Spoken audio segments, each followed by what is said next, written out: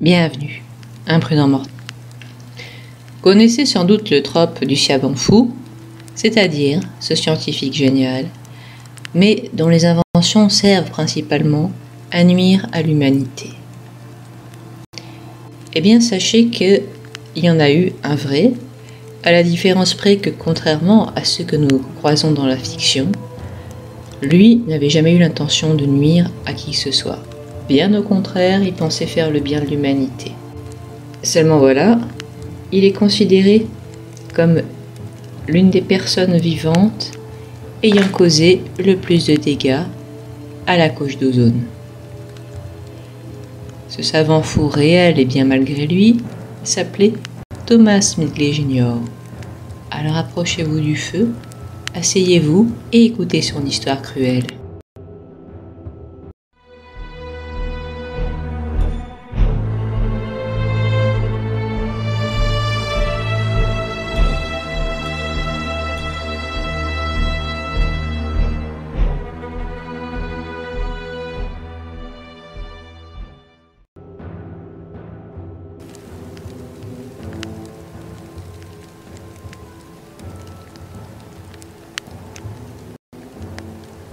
Thomas Medley Jr.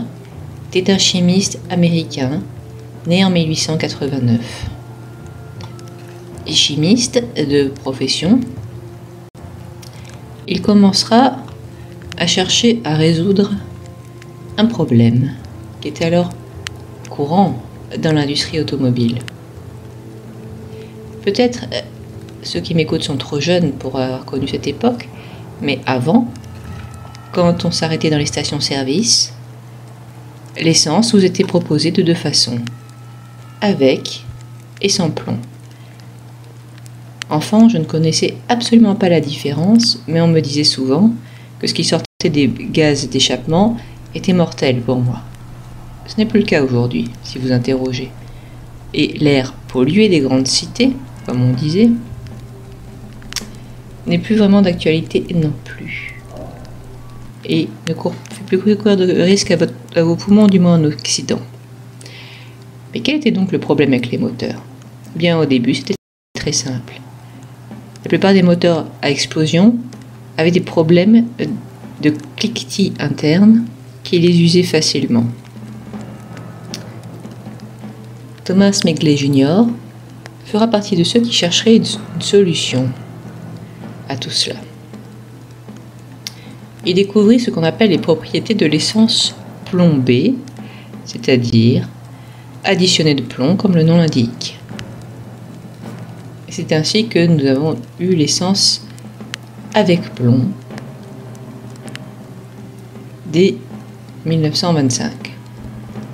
Face à des journalistes, il se serait enduit les mains d'un additif chargé en plomb et aurait respiré pendant près d'une minute, assurant qu'il n'y avait là aucun risque pour sa santé. Sauf que il tombera malade juste après, et il avait aussi été pendant plusieurs mois l'année précédente, en 1923, précisément à cause de son exposition au plomb.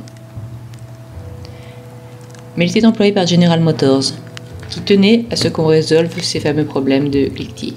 Mais alors, si l'essence avec plomb, Thomas Medley Jr. avait tant contribué à polluer. Celui-ci se demanda s'il ne pouvait pas faire quelque chose pour réduire la pollution d'un autre côté. Il se pencha alors sur le réfrigérateur. Il y a 100 ans, ceci était encore un matériel assez rare, et en cas de fuite, il causait de nombreux morts. Au début, les réfrigérateurs fonctionnaient au gaz naturel et plus tard avec du tétrafluorméthane qui pouvait exploser en cas de fuite.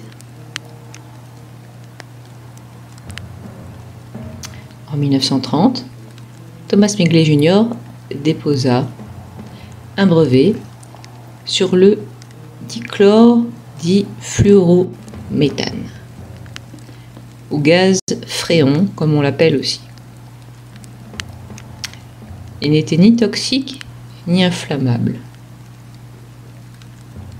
Ça alors, Thomas Miglet Jr. en fit encore la démonstration publique. Et l'époque de ce qu'on appelait les CFC fut venue. Et la suite, vous la connaissez, je crois. Ce fameux gaz fréon s'échappait des réfrigérateurs en fin de vie quand on les détruisait.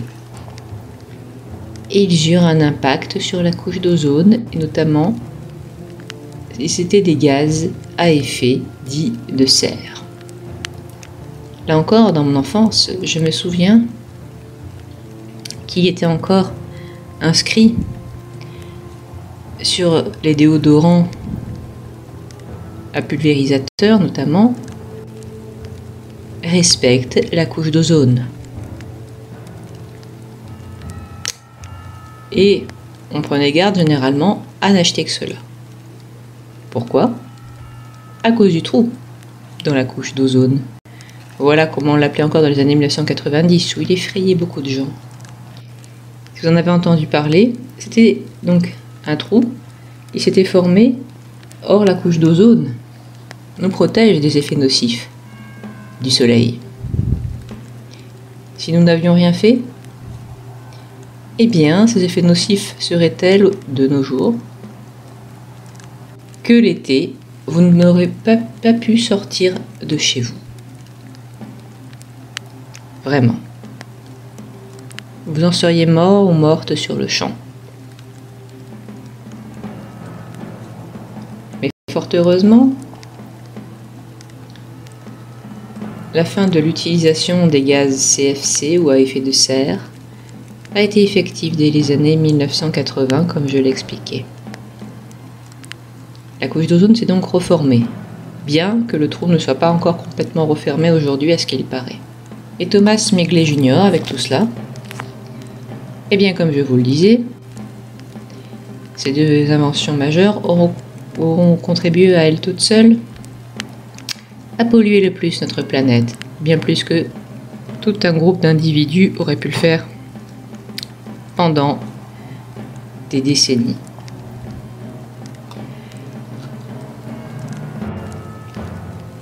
Thomas Miglet tomba malade, il avait la poliomyélite, mais on peut penser aussi qu'il était victime de saturnisme à force d'être exposé au plomb.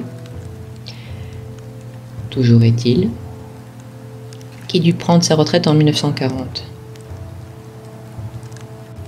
Ironiquement, sa fin fut digne aussi de celle d'un savant fou, à savoir se faire tuer par sa propre invention, ou en tout cas être une victime des effets secondaires de celle-ci. Sa poliomyélite, en effet, l'empêchait de se mouvoir tout seul, et il essaya donc de se faciliter la façon d'entrer et de sortir de son lit, sachant que la poliomyélite n'avait pas encore vraiment de moyen d'être soignée à l'époque. Thomas Miglet Jr. conçut un système de harnais, en bon géo trouve tout, pour donc le tirer ou le faire entrer dans son lit, comme je vous le disais à l'instant. Sauf que, le 2 novembre 1944, on le retrouva mort, étranglé dans les fameux câbles. Il semblerait qu'il se soit emberlificoté dedans. Toutefois, Thomas Miglet Jr. n'était pas vraiment au courant du mal qu'il allait faire à l'humanité. Pour lui, les CFC étaient l'une des inventions et plus bénéfiques aussi. On ignorait alors qu'ils étaient peu dégradables et contribuaient au réchauffement climatique. J'espère que cette histoire vous aura intéressé. Je vous donne rendez-vous la semaine prochaine. Si vous voulez me soutenir, veuillez regarder la description de Tipeee, du Ko-fi et du Patreon. N'oubliez pas de vous abonner, de mettre un pouce bleu, de commenter et de regarder sous votre éteindre la lumière. Au revoir un peu dans Mortel.